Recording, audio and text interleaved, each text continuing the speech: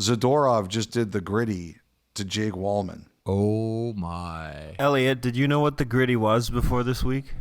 Like, how unhip do you think I am? Seriously, I know what I can't do it, but I know what it is. Let me make one thing perfectly clear here to start this off. People do not pay to listen to this podcast. More on Jack Hughes coming up in a couple of moments, and more on the Los Angeles Kings and their social media coming up in a couple of moments. Welcome to 32 Thoughts, the podcast, presented as always by the GMC Sierra, Merrick Friedman, and Dom Shramati. We will get to Jack Hughes in that New Jersey Los Angeles Kings game, Elliottes. We will get to some trade-related discussions and drill down on what this latest injury to Jake Gensel means for him and the Pittsburgh Penguins. But up first, the headline story of Thursday, bleeding into Friday, bleeding into the weekend, and that is the Columbus Blue Jackets are looking for a new general manager. After 11 seasons shepherding the Columbus Blue Jackets, Jarmo Kekäläinen, relieved of his duties, John Davidson and the rest of management will have a look now for the next general manager and will handle all the general manager responsibilities. What happened here, Freach? Well, first of all, we should remember that the last time that the Columbus Blue Jackets made a GM change, it was John Davidson who did it as well. And one day after he fired Scott Housen, he hired Jarmo Kekäläinen. Now, I did not get the impression that we were going to wake up on Friday morning and hear that the Columbus Blue Jackets were ready to hire Kekäläinen's successor. This sounds like it's going to go longer. You know what happened was, look, this was a huge year in Columbus. I think Jarmo Kekäläinen knew he needed to have a big year, and the Blue Jackets needed to have a big year. And he went out and he took a big gamble with Davidson and others and hired Mike Babcock. And he didn't even make it to training camp. And if you remember the statement that the McConnell ownership put out there when they fired Babcock, it was very clear we were very close to the end of the line. And the only thing that was going to save everyone there was an incredible year. And not only have they not had it, but I think the other thing that's really hurt them is, you know, everybody understands there's going to be one or two unhappy players a year. But there's been 4 or 5 Blue Jackets this year who've come out publicly and talked about how upset they are about something or how angry they are about something. Merzļikins, Jirasek, Laine, Voronkov. You know, people can decide if these players are right or they're wrong.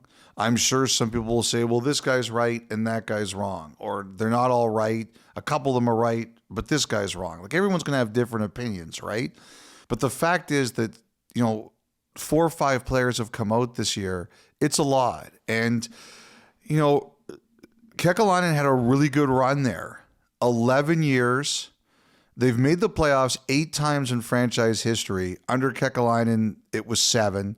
Their only playoff series win was under Kekäläinen, and they won the one against Toronto in the bubble. I count that too.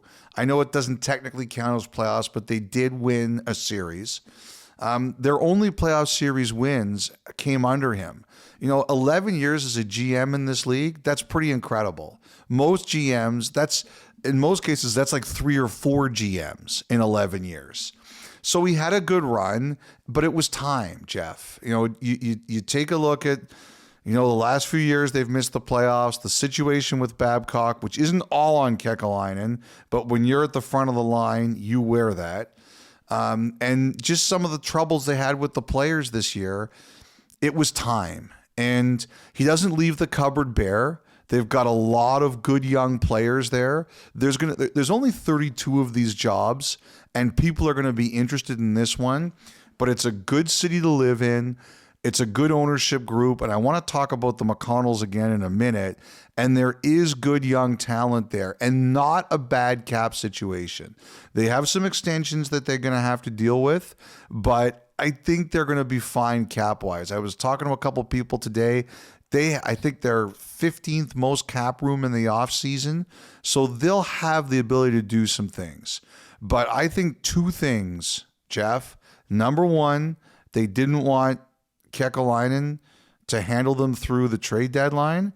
Number two, and this is my other theory here, they wanted to get a head start on some of the GM candidates who could be available. It's possible, very possible, there's going to be more than one GM change in the NHL this year. And Jeff, I'm wondering if this is as much about let's see if we can get to our preferred candidate first before anyone else does. I do think that's a factor here too. Okay, before we get to, because I think we're all curious about candidates and who are some of the names. A lot of the names will be familiar. Might be some new ones that pop up as well. They always do. But before we get there, your point about this is a club that didn't want Jarmo Kekäläinen to handle trade deadline for the Columbus Blue Jackets. This firing happens 3 weeks in advance of trade deadline. One of the things that I wondered about was there something that Kekäläinen wanted to do that they weren't able to do or he wasn't allowed to do, and the organization just said, listen, if we're not allowing him to do this, then what's the point of him still being here as general manager? Like, to your knowledge, was there something he wanted to do that he wasn't allowed to? So, Jeff, I don't know if it's as simple as saying he wasn't allowed to do something. I think in these cases, there's nuance here and there. But what I do think is a couple of months ago, before Lindholm was traded to Vancouver, Columbus took a pretty good look at him and I think really considered it. And I don't know how close it got. There's some people who say it got really close. There's other people who say a little bit less than that, but it was serious. I would say that it was serious. And at the end, it was decided that it did not make sense for the Blue Jackets to make this deal. Now, I don't know if there was an extension as part of this. I don't have a good answer on that, but I do think it was going to cost the Blue Jackets futures. Like, you take a look at the deal that Vancouver did for Lindholm, there are futures there. And I think what happened was the Blue Jackets decided as an organization that it did not make sense to do that. And as a result, the idea was scrapped. So I do think it had come to the point where as an organization, they had just said, you know what, we're not punting futures right now. And I think that was what happened in that case. Okay, the candidates. First blush, 24 hours after, knee-jerk reaction, first thoughts. Who do you think gets this job? Well, as I said to you on your radio show, the first guy who jumped into my head was Mark Hunter. And, the reason that Mark Hunter jumps into my head is because Rick Nash, London Knight, Basil McRae owned the London Knights with the Hunter brothers, and Basil McRae's in the front office there. I don't know what the future of Rick Nash is. I assume he's going to be just fine. I don't know what the future of Basil McRae is. I do know this. I know that the Blue Jackets have some people in that front office they think are really bright. And so I'm not sure where this is all going to go here, but the connections with Nash and McRae have me wondering about Hunter. Now, Mark Hunter, he has a lot of control in the sense that he would only leave London for what he considers is the right situation. So I think he would need the say. He would have to have the number one voice in hockey, but there's obviously people there that he's comfortable with. Jeff Gorton's name has been thrown around there. I think that's a very obvious connection with John Davidson. The biggest question is, would the Montreal Canadiens allow this in any way, shape, or form? So that's another question. The other name that got thrown to me, and, like you said, Jeff, we are barely scraping the surface here. There's going to be lots of other names they're going to talk to, and we'll see what we come up with. But another name got proposed to me on Thursday that I thought was very interesting, and that is Ray Whitney, the second captain of the Columbus Blue Jackets after Lyle Odeline, who has been working in the NHL for the Department of Player Safety. And Ray Whitney is a guy who's been interviewed for a couple of jobs. And I thought that one was interesting because I could see Columbus wanting someone who has a real connection to the area. Now, it would be interesting to see how everybody would feel about all that.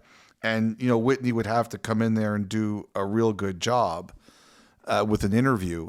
But I do wonder if the Columbus connection plays any kind of a role there.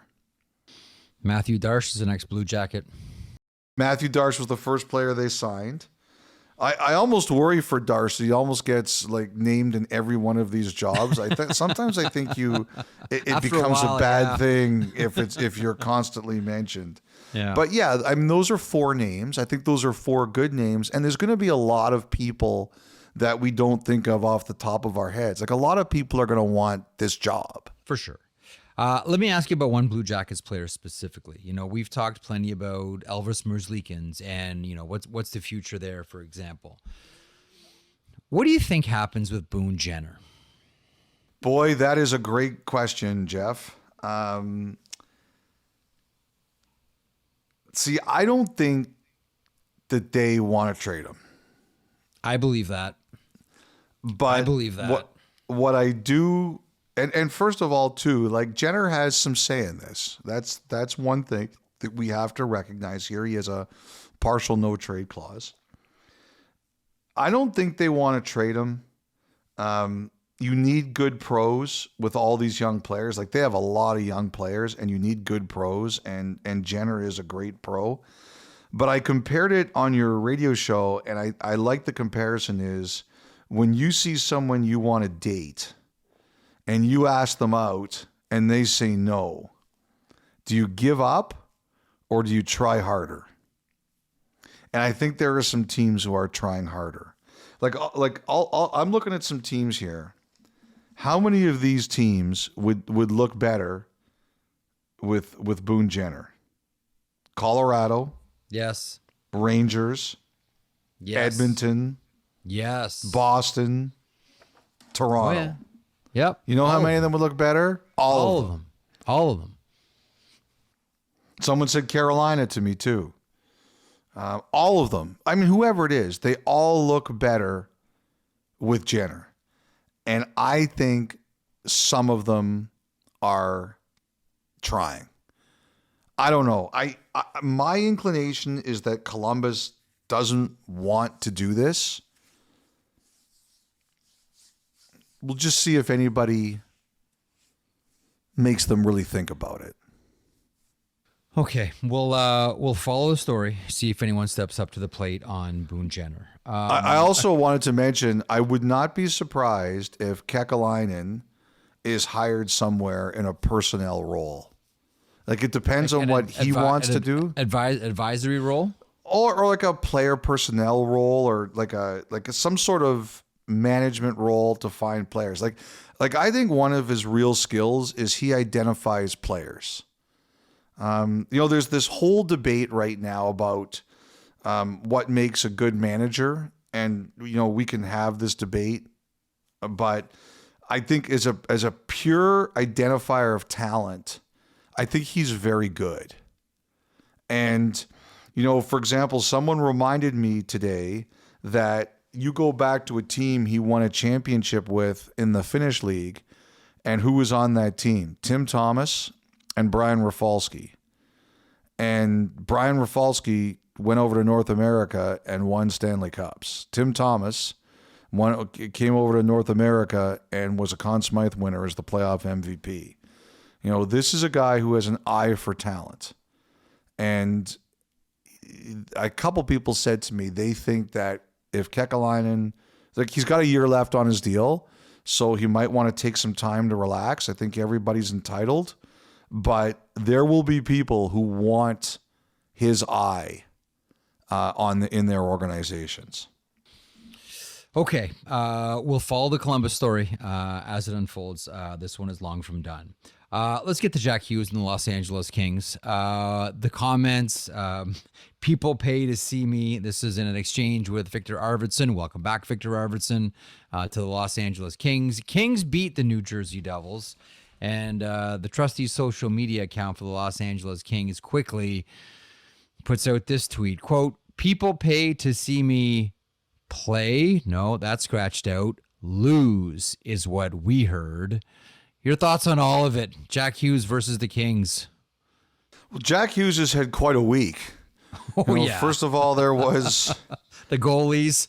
the goal. We win when we get saves, and then, well, the one thing is on the play. Like first of all, number one, we can't say and you've heard me say this a billion times. We can't say our athletes are boring and then get mad at them when they say something. It's either one or the other. No one's getting mad at them. I just think that when they say things like this, we have to remark on it. Like, I think it's fantastic. Well, I think it's but a breath of fresh air. People will rip Hughes for this.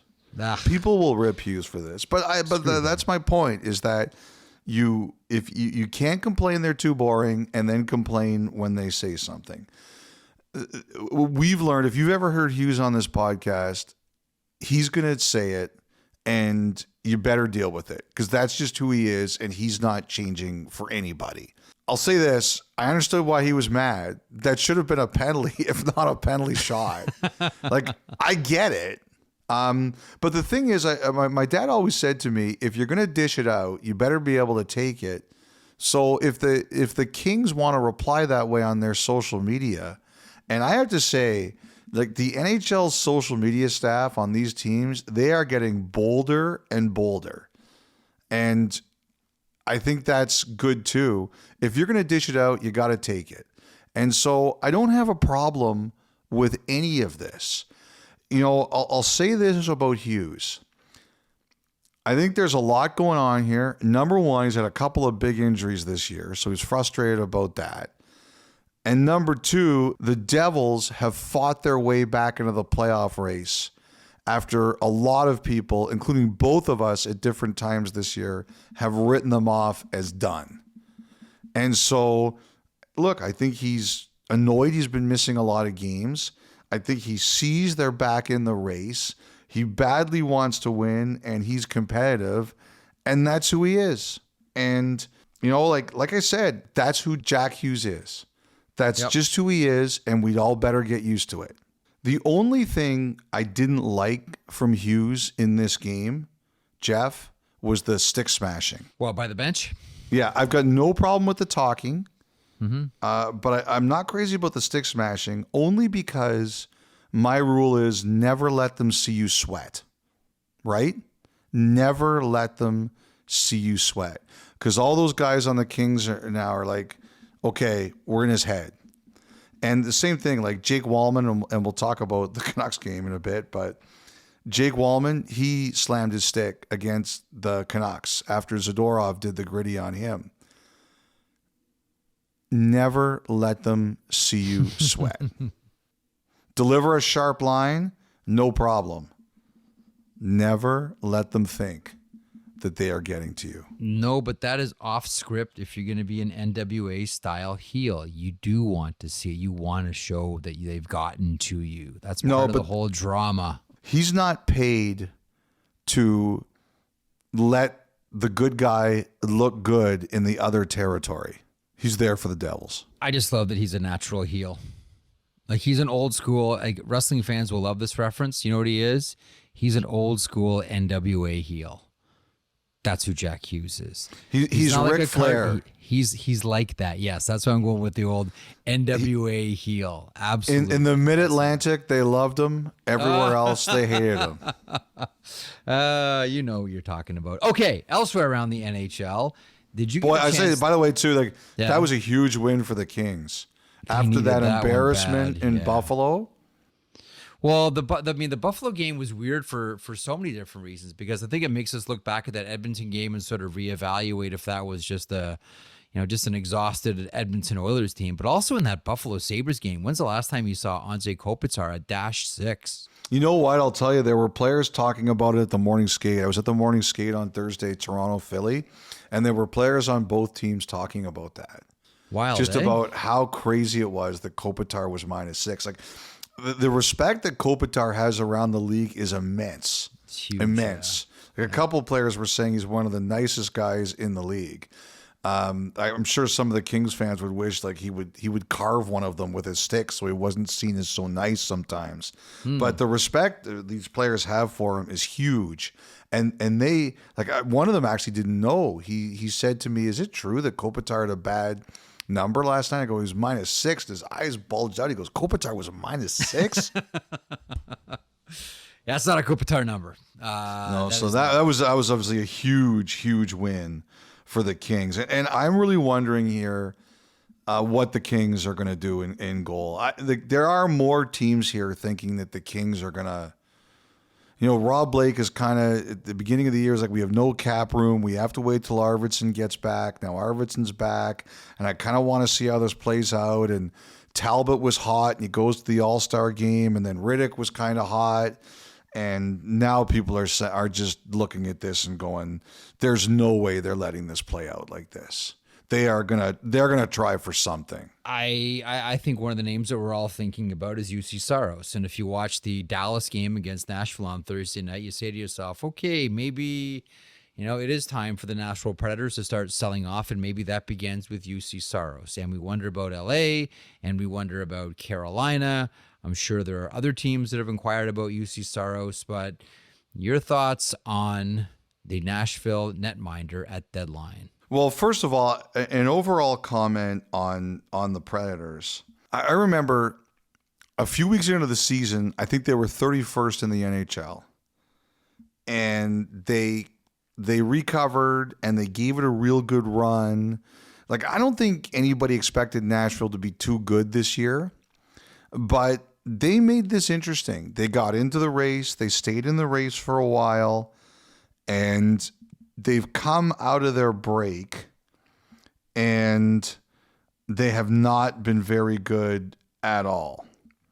And Brunette, he talked about they had a bad practice on Monday. They lose on Tuesday, and he says they played like they practiced Monday. And then they get hammered Thursday night. And what does he say? He says, we've got our minds on vacation, right? So, like, his frustration is boiling over here a little bit. And I just have to wonder, Saros, I think he's a pretty solid guy, but I wonder if, we've gone from earlier in the year, like, there's no way this is happening, to now people are starting to think this could actually happen with Saros. And I just believe wonder the last trade deadline, though, Elliot. We yeah, believed but the it last wasn't trade deadline too. But the thing about last trade deadline was someone came to them, and people believe it was the Kings. Someone came to them and said, "What about this?" Like, that one wasn't the Predators shopping him. That was someone came to him and said, "What if we do this?" Right? And this year, like I said, earlier this year, like Barry Trotz said, we're not trading Saros. And I think he made it very clear they were going to talk to extend Saros, and they considered him like basically Rene 2 in Nashville. And now, look, before I would have thought it was 95-5 they weren't trading him. Now, I don't know if I would say it's 50-50, but what is it? What are we at, like 75-25?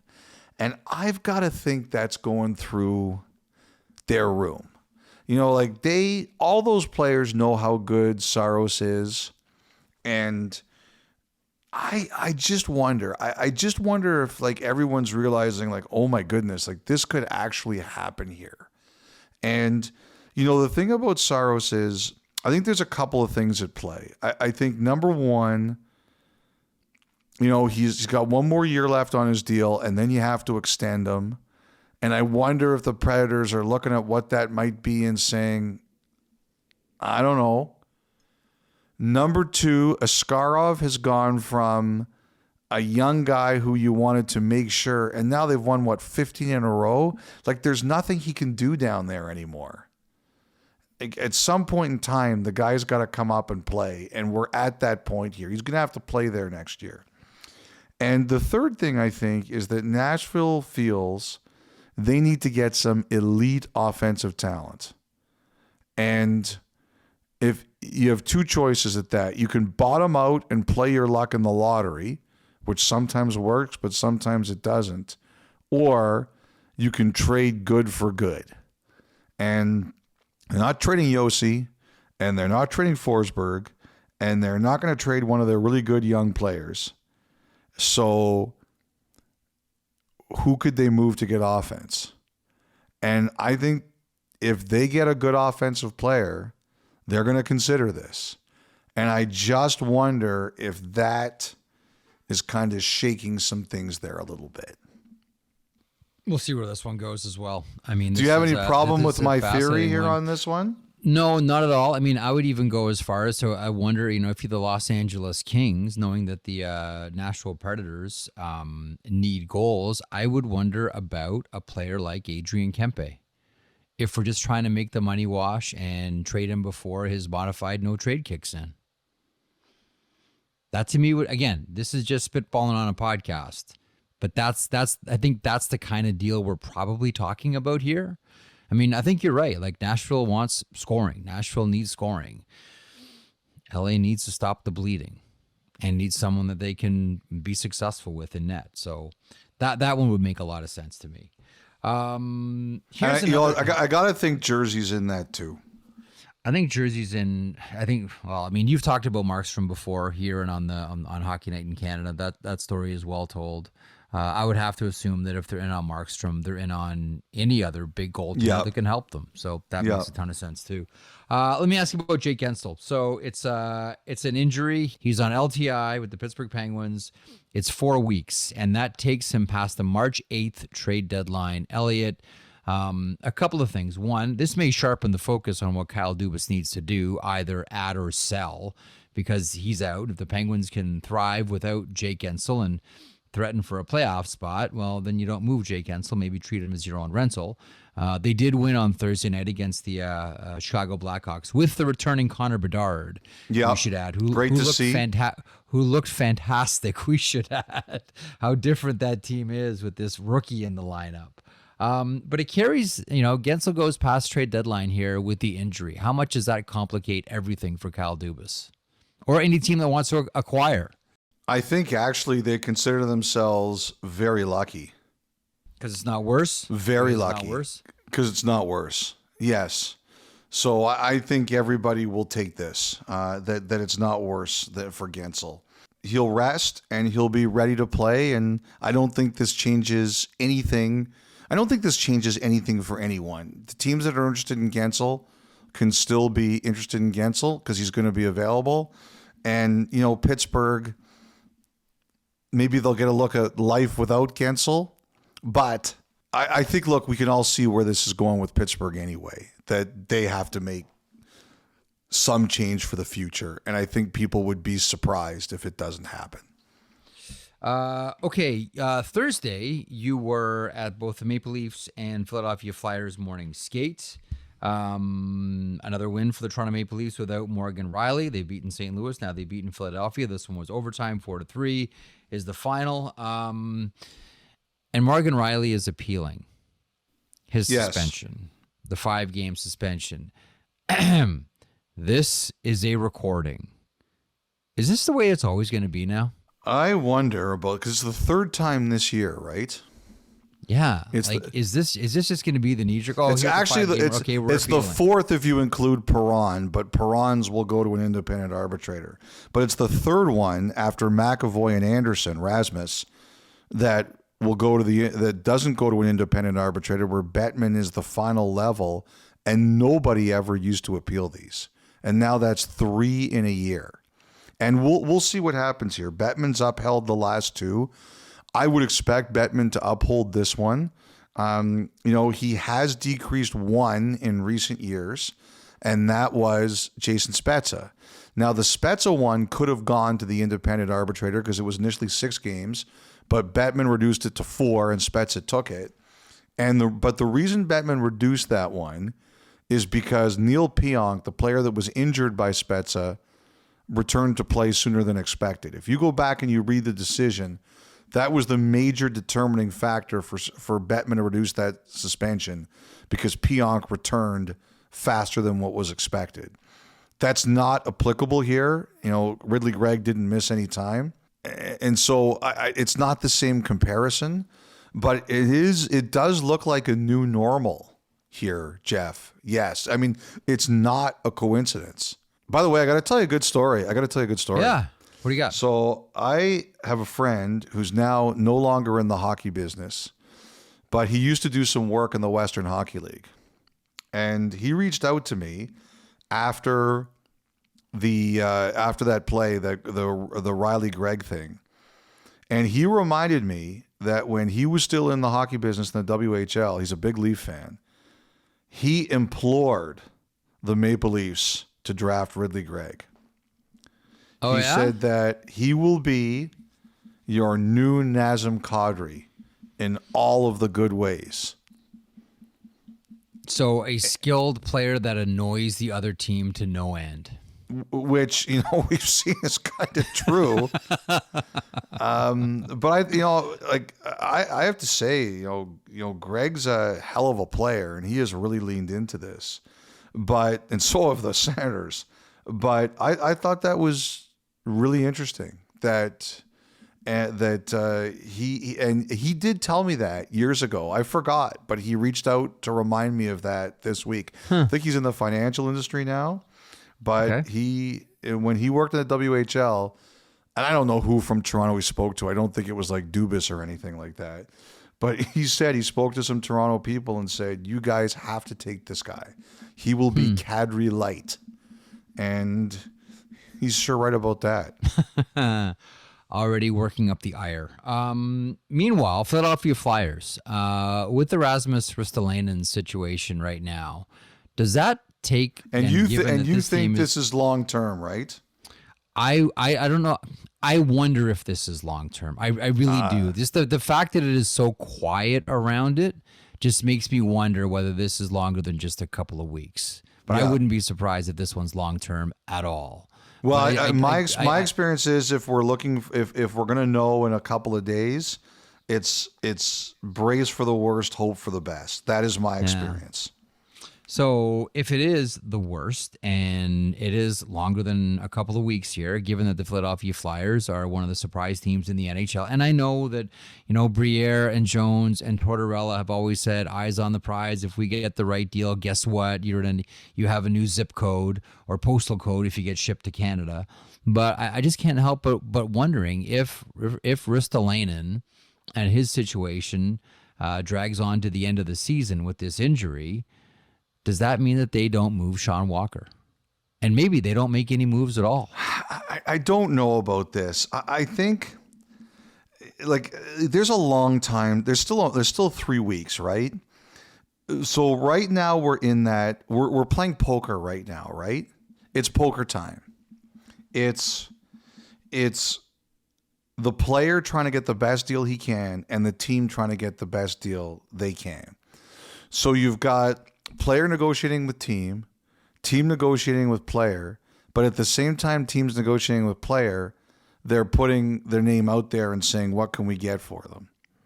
Like I've heard the price for Sealer is very high, and teams take that to mean they want to sign Sealer.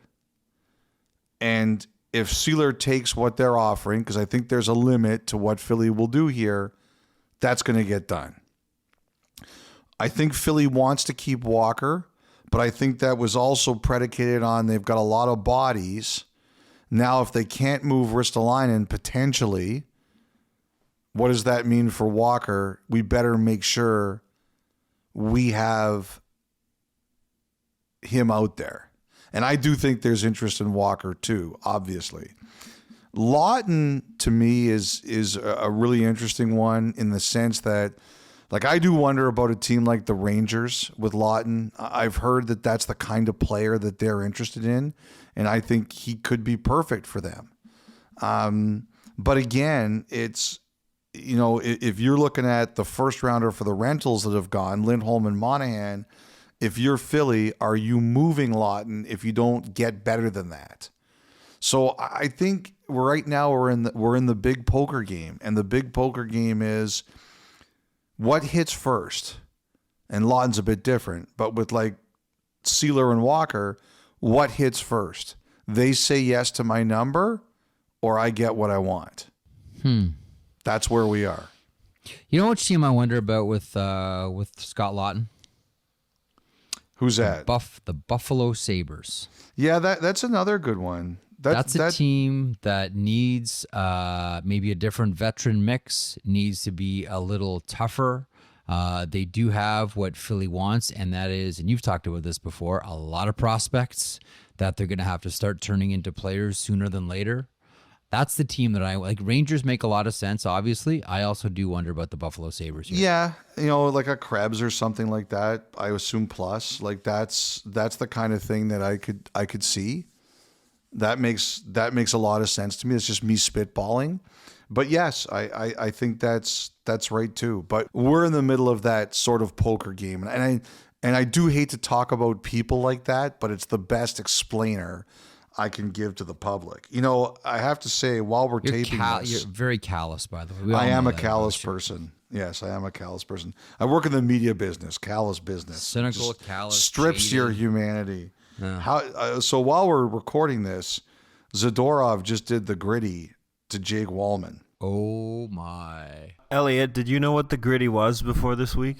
Like, how unhip do you think I am? Seriously, I know what I can't do it, but I know what it is. Of all the time, Dom, go back to your cave. Of all the times for Dom to chime in, it's on that. Well, you know what? Hipster Dom chimes in. You know how many hipsters it takes to change a light bulb, Elliot? How many? It's kind of a rare number. You probably haven't heard of it. Oh, that's so bad. By the way, I just want to say, some of you aggregators are morons. Why is that? Everybody knows what I'm talking about. Okay. You know what's interesting? Remember last year where the big theme around trade deadline was everybody west was going east, and Boston loaded up, and Toronto loaded up. Like, teams loaded up in the Eastern Conference, right? This was very much a thing. Everybody's going east. All the trades are west to east, west to east. Does it not seem like we're getting the reverse this trade deadline? Like, if you have a look around at the Western Conference, for example, like, who's going to make moves? Edmonton's going to bring something in. LA's going to bring something in. Vancouver's going to bring something in. Vegas is going to bring something in. Colorado's going to bring something in. Dallas is going to bring something in. I still wonder about Winnipeg, even though they've made a big move already. They may bring something in as well.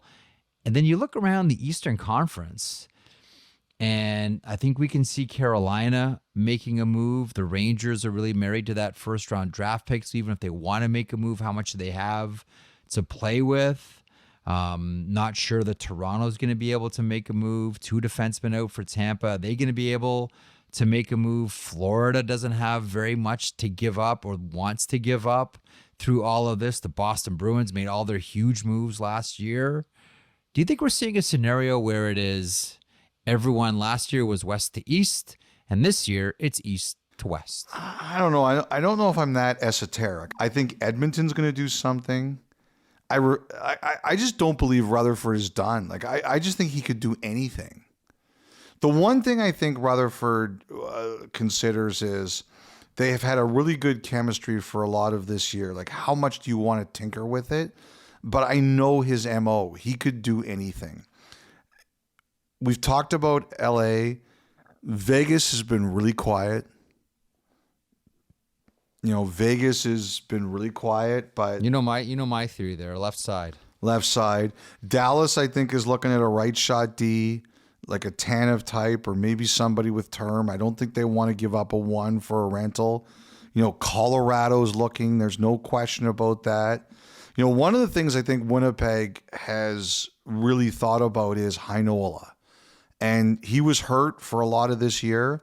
And I know their fans are very impatient for him. But, Cheveldayoff has shown one thing. He's very, very patient. And I do think they want to give Heinola some time to play. But I don't think he's out of their radar. I think they want to see, what he looks like with some playing time. The thing, though, is, we know the Rangers are looking to make deals. We know the Leafs are looking, but they're really limited in what they can do. I still think Boston's out there lurking. I don't want to proclaim, who's number 1 in the East right now? Florida. And I do think they're the best team in the East, and not just because they made it to the Stanley Cup final last year. I do think Lundell has struggled this year. I think they got to get him back to where he can go. I think Ekman-Larsson, even though he's lost a lot of his time, he's made a good blue line a lot better. Again, I think if you're Florida, I know they don't have a lot, but you could win. What's your weakness? What are you trying to seal up there?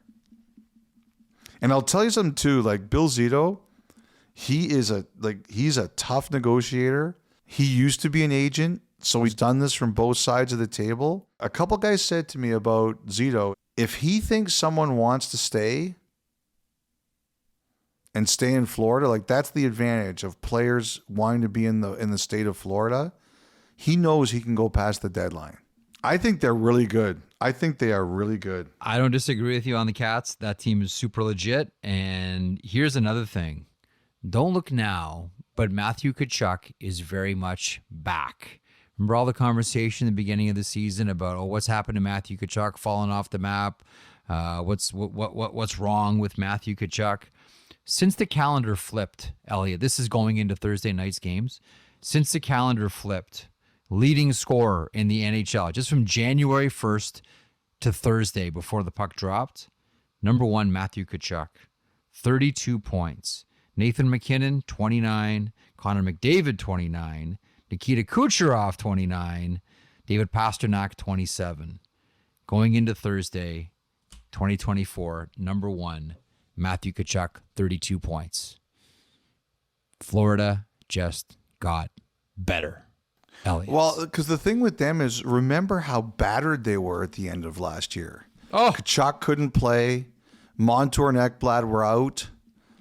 And one of the reasons I think they're really good is they more than held their water while all these guys were out. And now they come back and they're healthy and they've caught up to speed. It's an impressive team. Let's finish up this A block here by reminding everybody that's still to come on today's show. Elliotte and I sat down with Alan Doyle, ex of Great Big Sea, celebrating 30 years in the music industry. This is a fun conversation. Just put out a new album called Welcome Home. This is a lot of talk about hockey, his love for Montreal, the Montreal Canadiens, and a lot on his music as well. So that's still to come in the third block of the program. When we come back, Montana's Thought also still to come, Alan Doyle. The podcast continues. Don't go anywhere.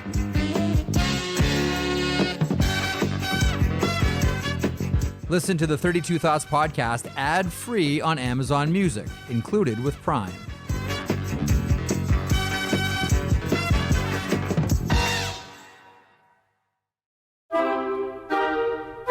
Okay, it's time for Elliotte's favorite segment, the Montana's Thought Line, Montana's Barbecue and Bar, Canada's home for barbecue. Take it away, Elliott.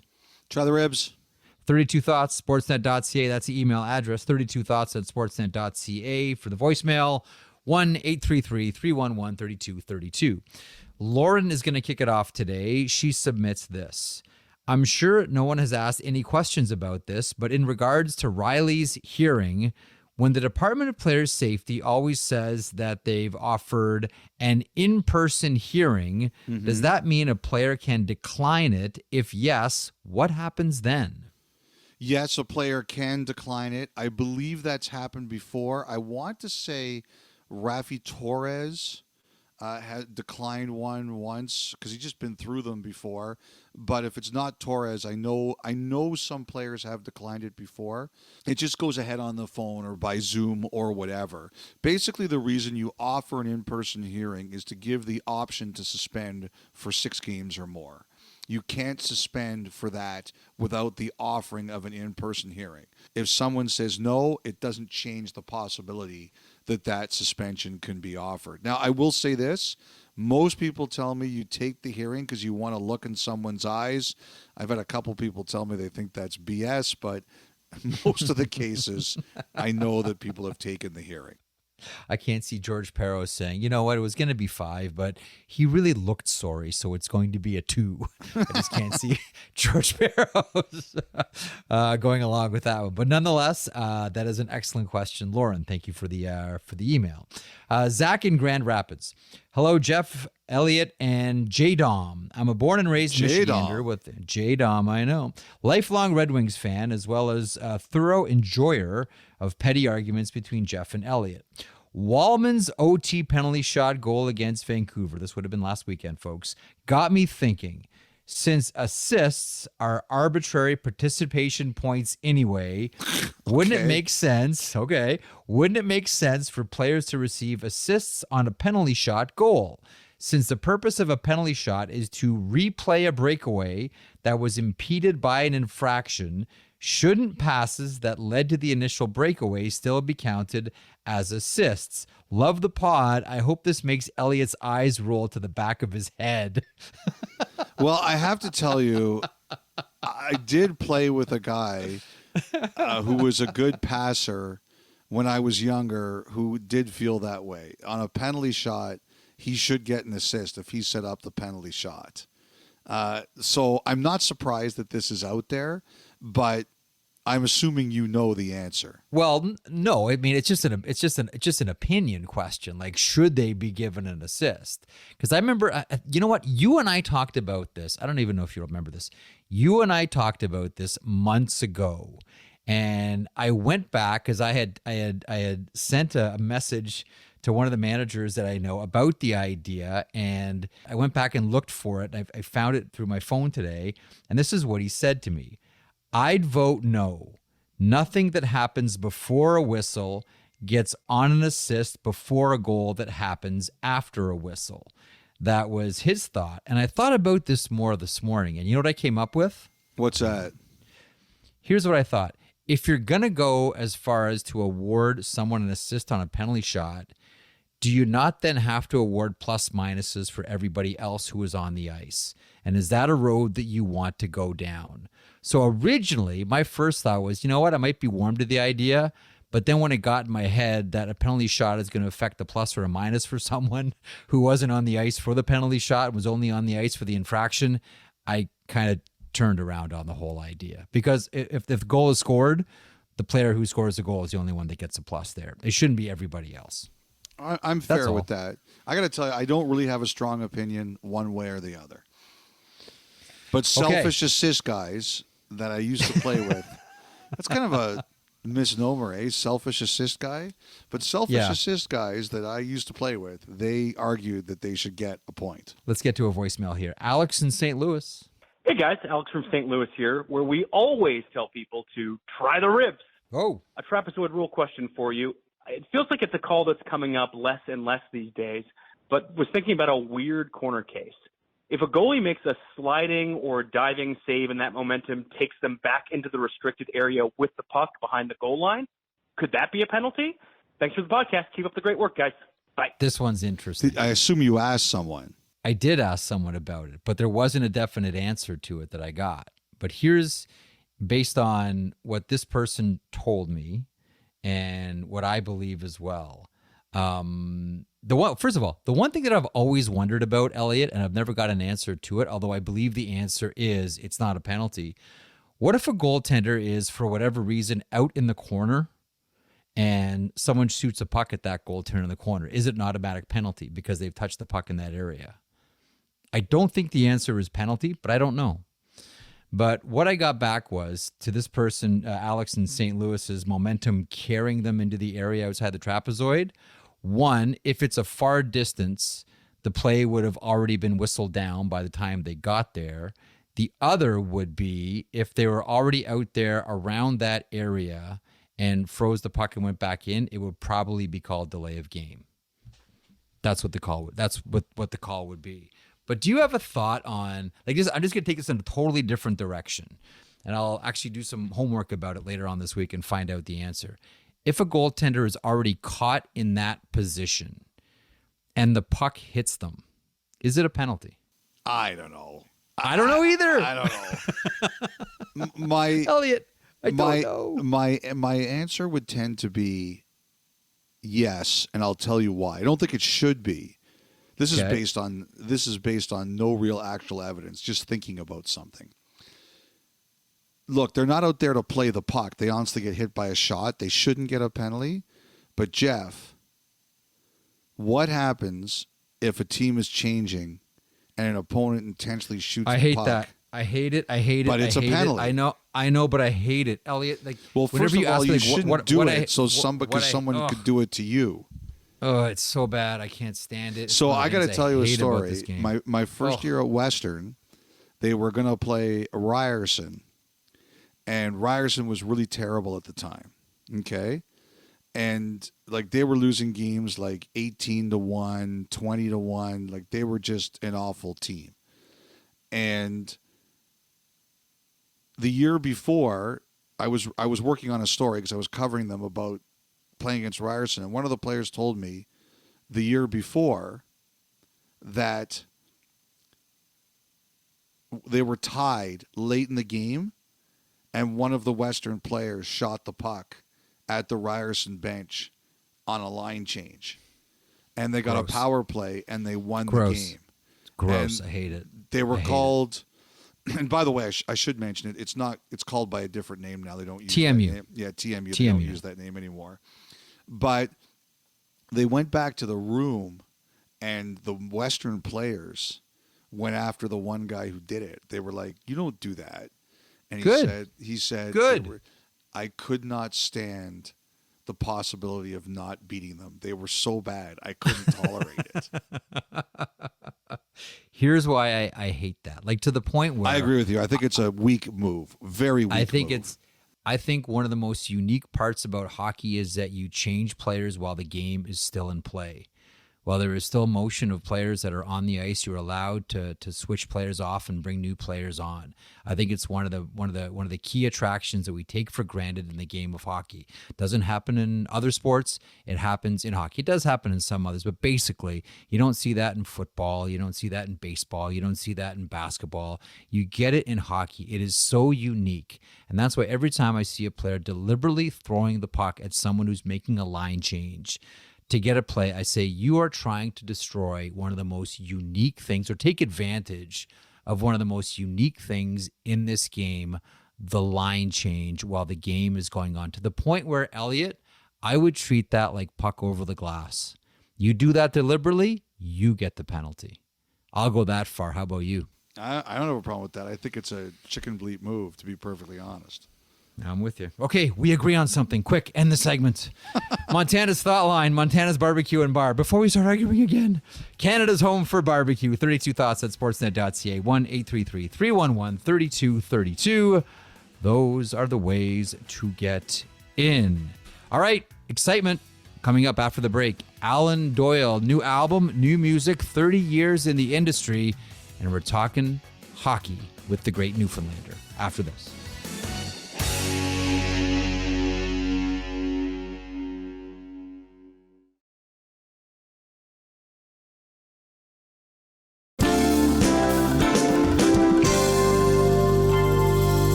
Welcome back to 32 Thoughts, the podcast presented by the GMC, Sierra, and all of our good friends there. Now, who doesn't love Alan Doyle? Who didn't love Great Big Sea before they broke up? Heck, they've been broken up for a while. We still love their music as well.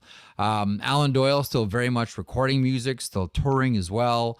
He has a brand new album out called Welcome Home. Spoiler, it's excellent. We're going to play a part of a track here coming up in a little bit.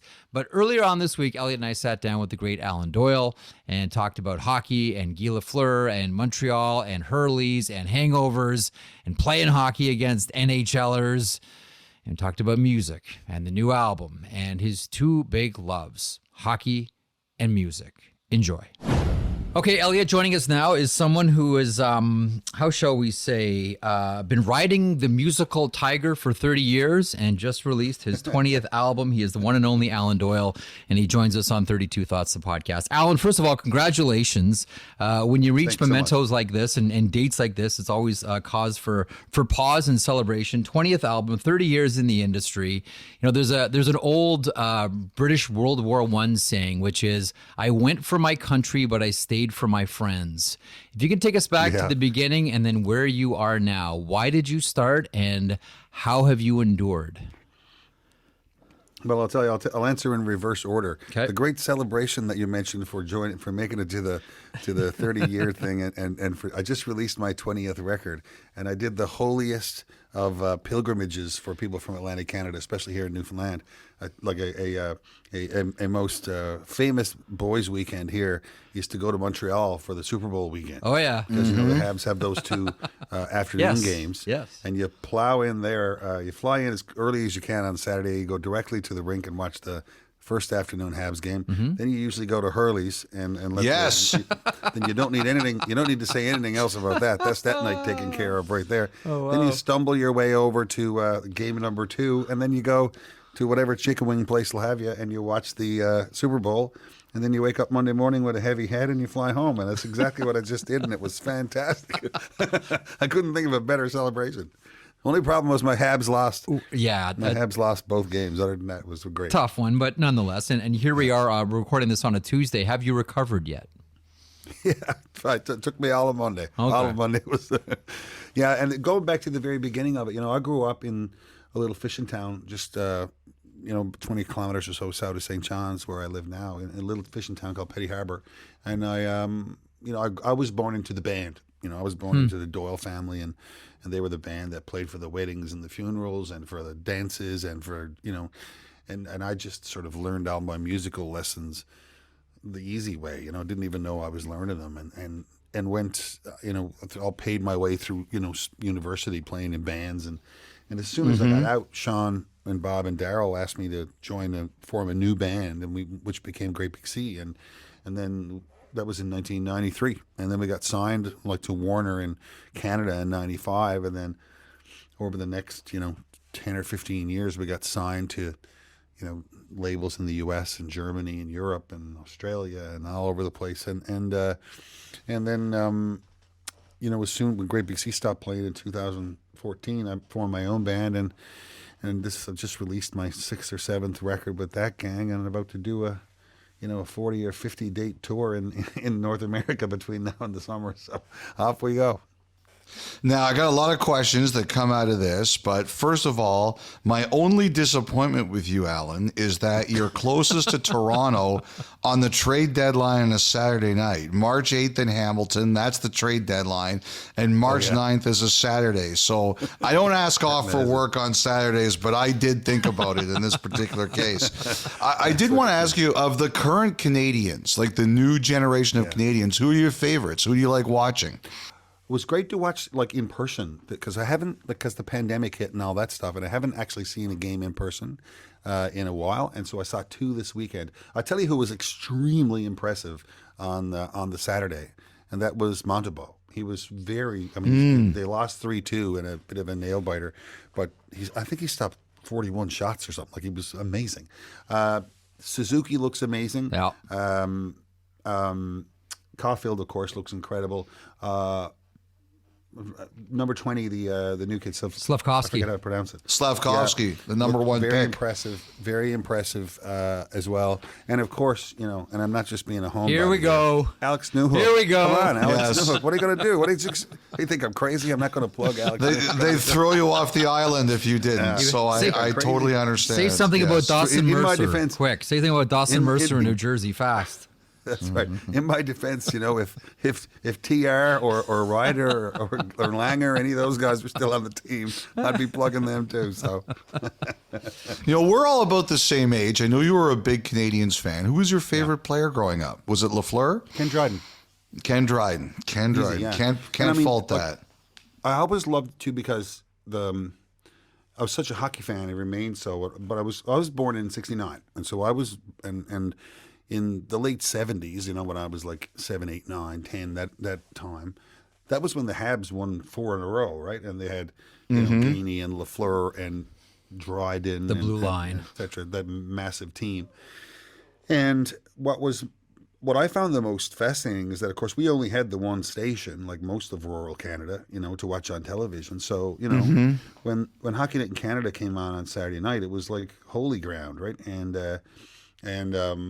I would watch the Habs in Toronto or New York or, the teams that you saw, Boston, you saw a lot of those teams in that time. And all the cities kind of looked similar, and the rinks all kind of looked similar to me, except Montreal. Montreal looked like a fashion show, man. Back in everyone was there with fur coats on. They were all smoking behind the bench. The ladies were all dressed to the nines, watching the hockey. And I was like, I don't know anything about this place called Montreal, but I want to go there. I want to check that out. And it's remained a dear place to this. So I fell in love with the Habs, but then I fell in love with the city. Right? It's sort of totally vicariously through the television, and I didn't have any money or anything, so I didn't get to travel until Great Big Sea started, and I was in my early mid-20s by the time I actually finally got to go to Montreal. Couldn't believe it. Now that would have meant a Newfoundlander on television, Bob Cole. And I was very lucky when I started my Hockey Night career to do a lot of games with Bob Cole. But I would imagine for somebody who's from there, like you are, it's bigger than just listening to a great play-by-play person on TV. Oh, well, Bob is one of those guys, and he would be getting mad at us for even talking about this.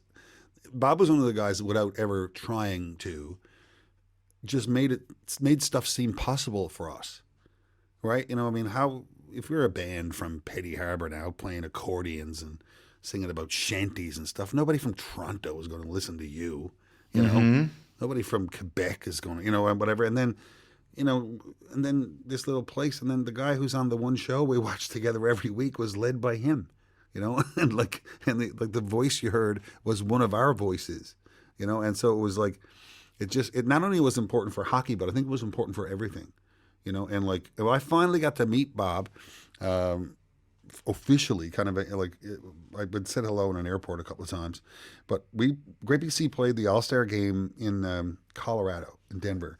And I don't know, it would have been early 2000s maybe, or 2004, or whenever it might have been, something like that. And it was we sang in the first intermission, and then after the second intermission or something, they came to us and said, "Would you guys like to come up and meet Bob?" And I was like, "Yeah." So I went up to the top of the rink, and there was Bob, and Harry Neal were calling the game, and I was just like, this is the coolest thing. And of course, you can imagine over the years, because one of the things that most people would, I think your listeners would probably be very surprised to learn, is that Bob Cole never moved. Bob Cole still lives here. Yep. He lives about a kilometer from where I'm sitting right now. Bob Cole flew up every Friday and flew home every Sunday. Yeah. Sometimes Saturday mornings, to do the games. And only the playoffs would he go for an extended period of time. So since that, when we finally met and knew each other, I must have sat on the plane, because I play in a band for a living. We're usually flying home on Sundays. And of course, Bob Cole in the winter is flying home every Sunday. And so we sat on the airplane together literally hundreds of times over the years, and it was one of the funniest things about Bob, of course, other than the great stories and all that stuff he has, is that he has no idea that he's like Casey Kasem. You know what I mean? The second he opens his mouth, everybody for a kilometer around knows exactly who it is, knows exactly what voice it is, and it was incredible, to sit next to him all the time, and yeah, I must say I miss him. I kind of miss him being on the air. Let me stick with Bob Cole here, because let me see. We all do. Let me see. Yeah, let me see we all do. if you think that I'm on the right track here as a musician. I think the reason people from coast to coast to coast love Bob Cole is because he didn't as much call the games as he did sing them. And here's what I mean. You could be standing in your kitchen making dinner on a Saturday night and the TV is in the living room. And from Bob Cole's voice, because he has a number of different levels that he works at, you could tell how important that moment was at that game just by hearing the tone of his voice. And it was like the melody in a symphony would rise and fall and rise and go away and then return.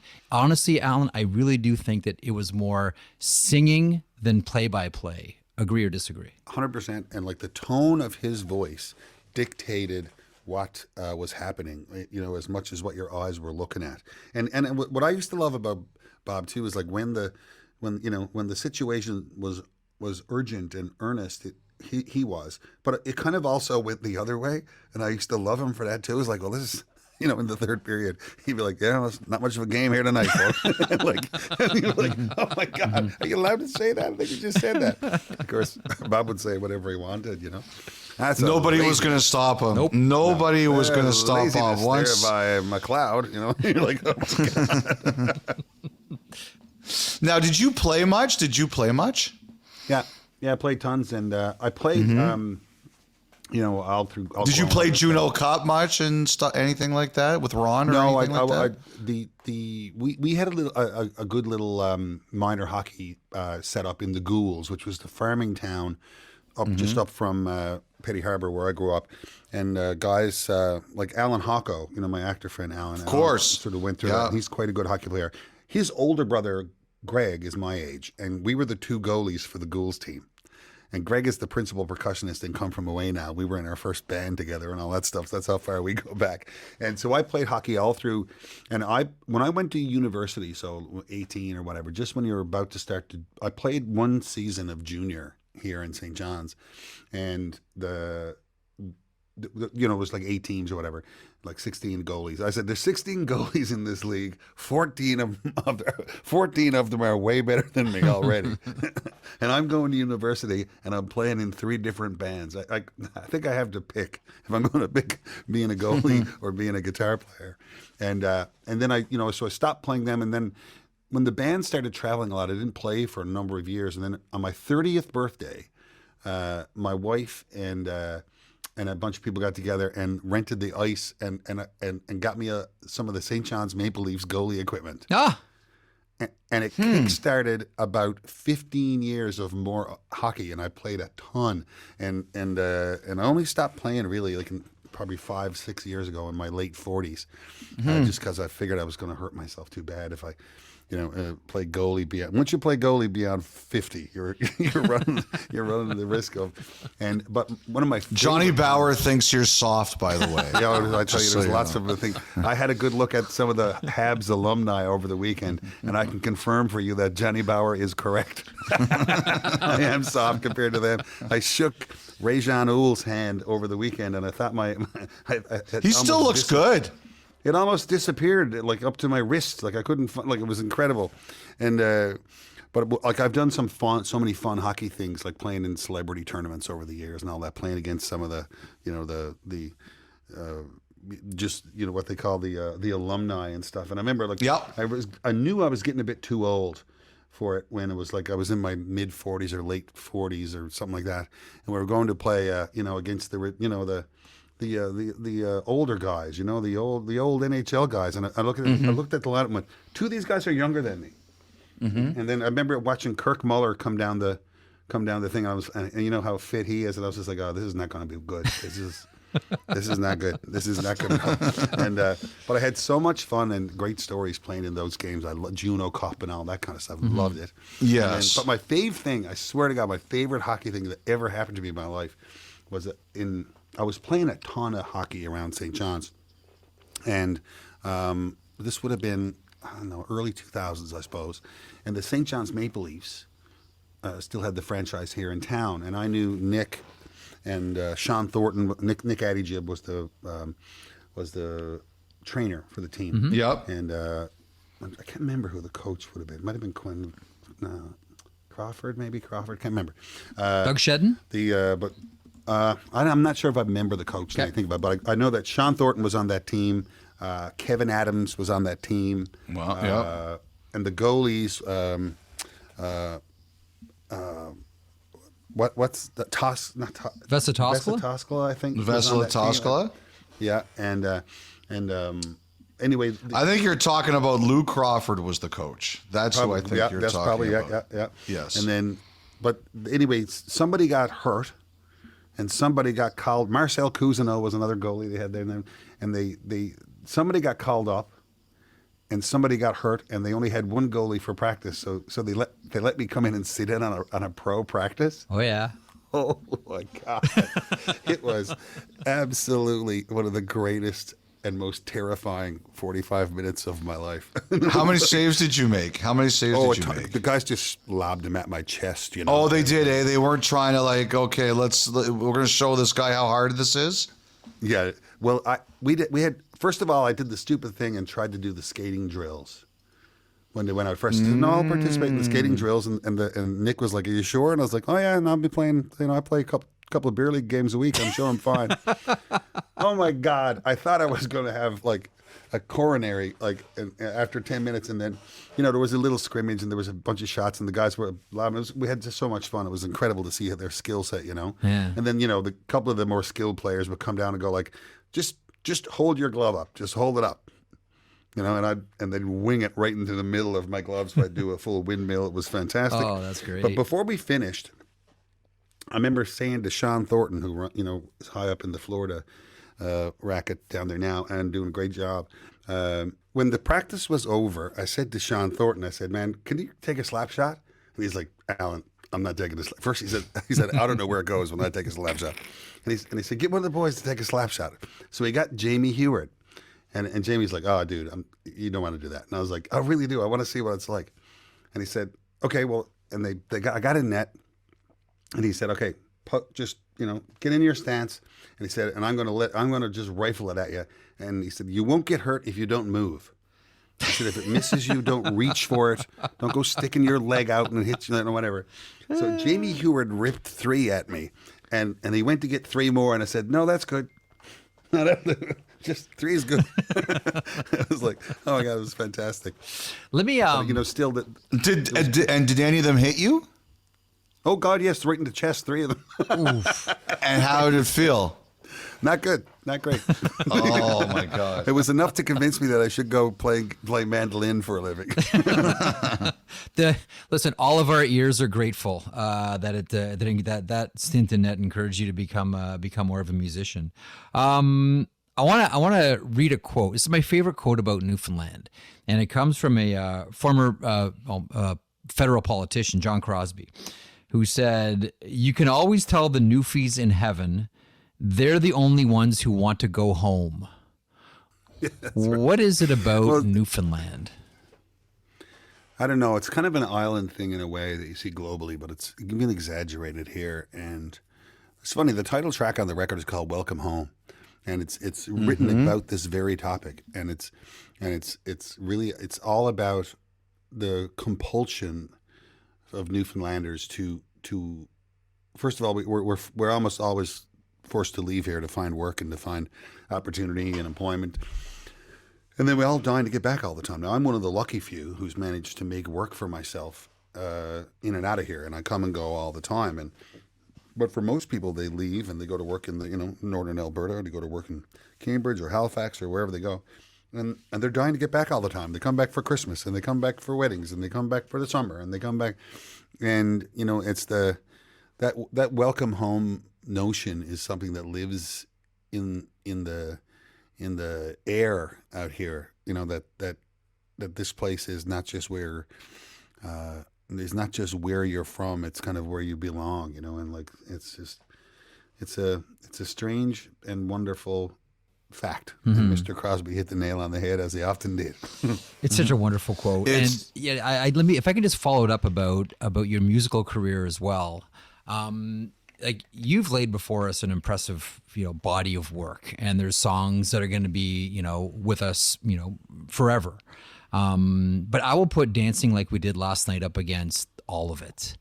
I can't get that thanks, song very out of my much. head. I can't. It's got the thing. I don't know what it is. It's got the thing for me. Dancing Like We Did Last Night is like when I hear it, I hum it the rest of the day. Yeah, there's a joy in the recording of that one. I mean, it's really the song is really written in that kind of in the form of like of a big Celtic pub night out kind of thing. Yep. The lyric in it is really about sort of, imagining the greatest night of your life, and usually you wake to the morning after and you have to leave it behind. But what if you don't? What if you don't? What if you keep that feeling with you and you keep that sense of freedom and optimism and willingness to find adventure and all? What if that stayed with you? What would your life be like if that stayed with you? And then of course my favorite. I wrote it with my friend Donovan Woods, who's one of the greatest songwriters in the country. And then at the end it has that what I always call the centerfold trick. You know what I'm talking about? No, what's the centerfold trick?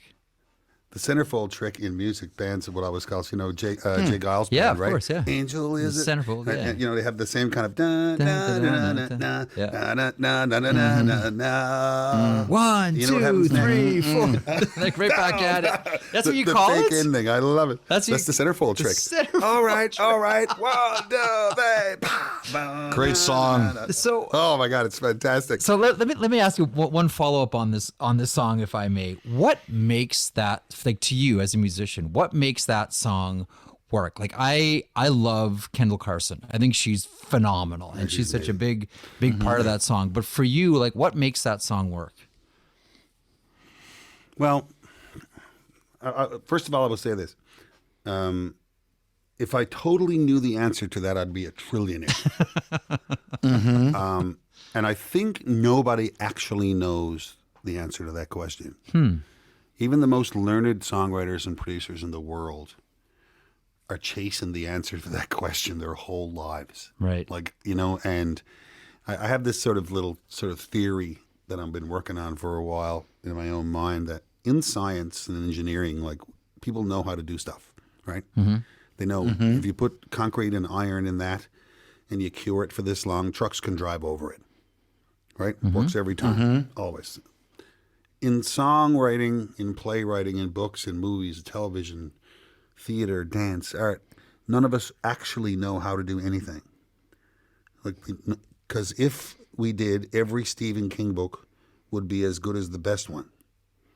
And so we're always trying to. There's an impossible recipe that none of us know what the 4th or 5th ingredient is or something. Right. And so that's why we're always chasing it and always doing it. I'm grateful you're bringing up that song because I love it so much too. And I think that one of the things that is appealing about it, at least so far, and I mean so far in that it's just sort of come out, is that it does have a joy in the writing of it. And then when we recorded it, the collection of us, our beautiful, beautiful band and me, lived up to the joy that's in the lyric and elevated it. And then when you mix it, it elevates it. And then when people hear it, it elevates it. And it constantly gets reinforced by every brushstroke that you put on it, And if you're lucky, you'll get a few of them in your life where the song takes on a life of itself, and it becomes a thing, like you said, without you, and like with Great Big Sea, we had, way, hey, it's just an ordinary day. And like, and that song just sort of like lives it made it into the pub culture of Canada, and beyond. And that's a really hard thing to do. Like, I have a great deal of respect for anybody whose songs go beyond them, and live as a part of the tradition in a restaurant or a bar or a celebration or a Christmas or whatever. And that's, ultimately, I suppose that's one of the goals of it all. Like I remember, because you're a year older than me, Alan. So, Great Big Sea came out when I was ending my time in university, Up Where and did you Play. go?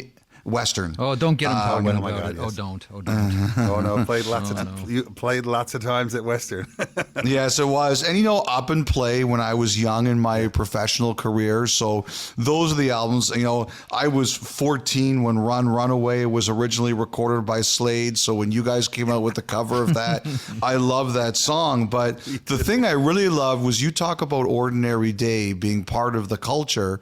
When Team Canada made that as their World Junior Goal song this year, I thought that was a great tribute to what Great Big Sea has created. I thought that's the perfect song for a Canadian team to pick. I really think.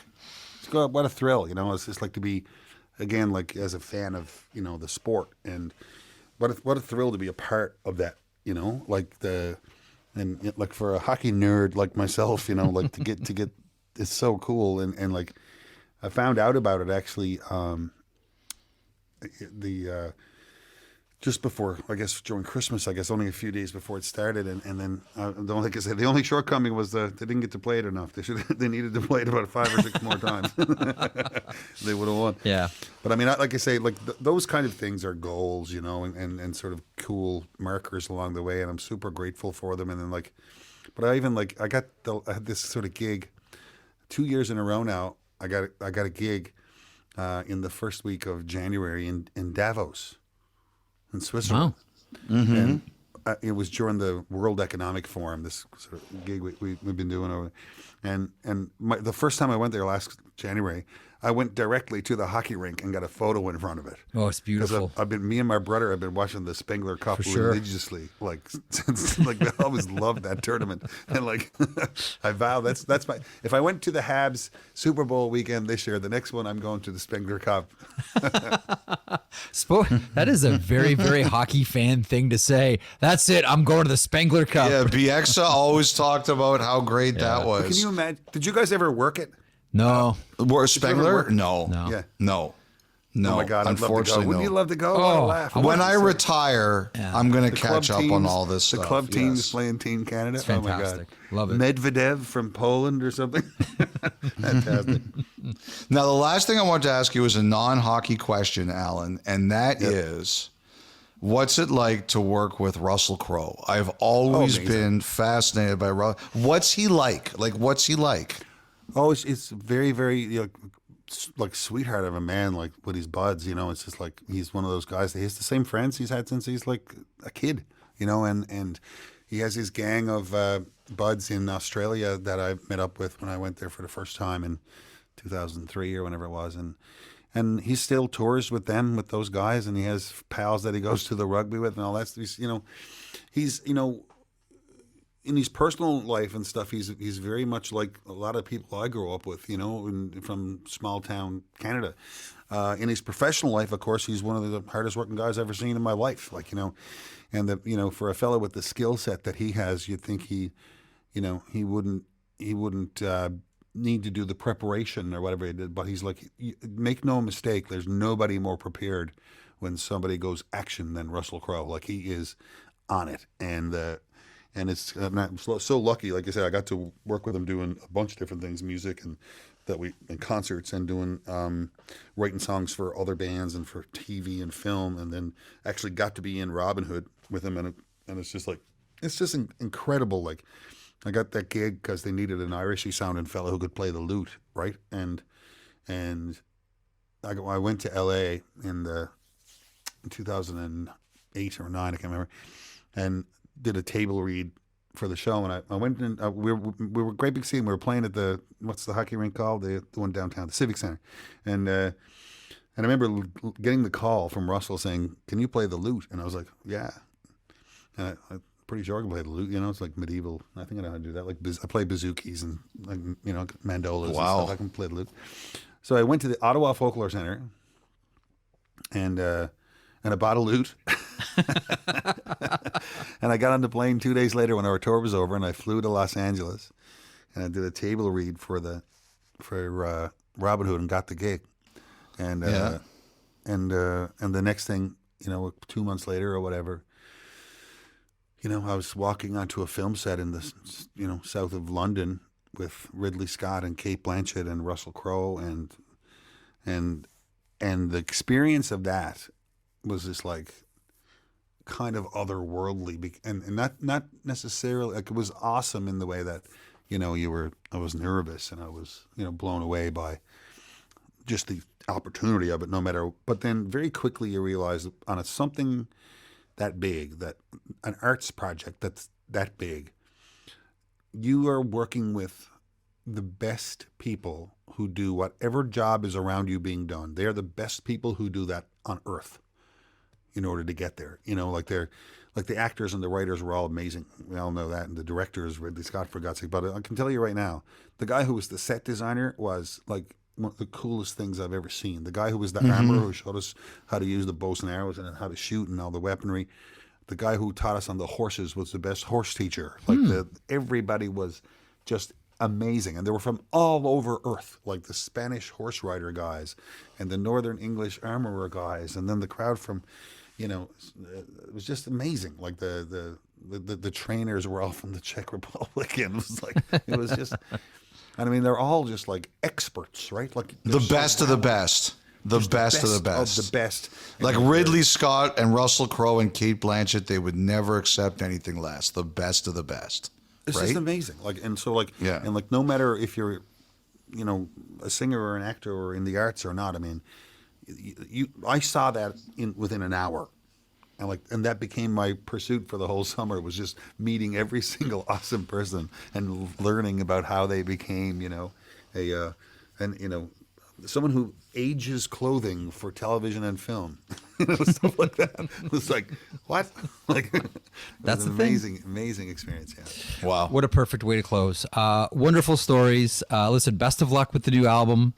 Best of luck with the tour. We'll link to everything in our show notes. Alan, you parked a lot of time for us today. We really appreciate it. Best of luck. And congratulations again. Thanks to you both. And just to be clear, I mean, I know the Habs lost twice, but I still think they're in the mix. A true fan. Wow. A true fan. I'm feeling pretty good about it. Wow, okay. A true fan. I love that. Have a great day, Thanks, guys. Alan. Thank you both. Be well. That's the great Alan Doyle. Again, the new record is called Welcome Home. Tour dates are available on our show liner notes. Please, if he's coming to your area, check him out. The band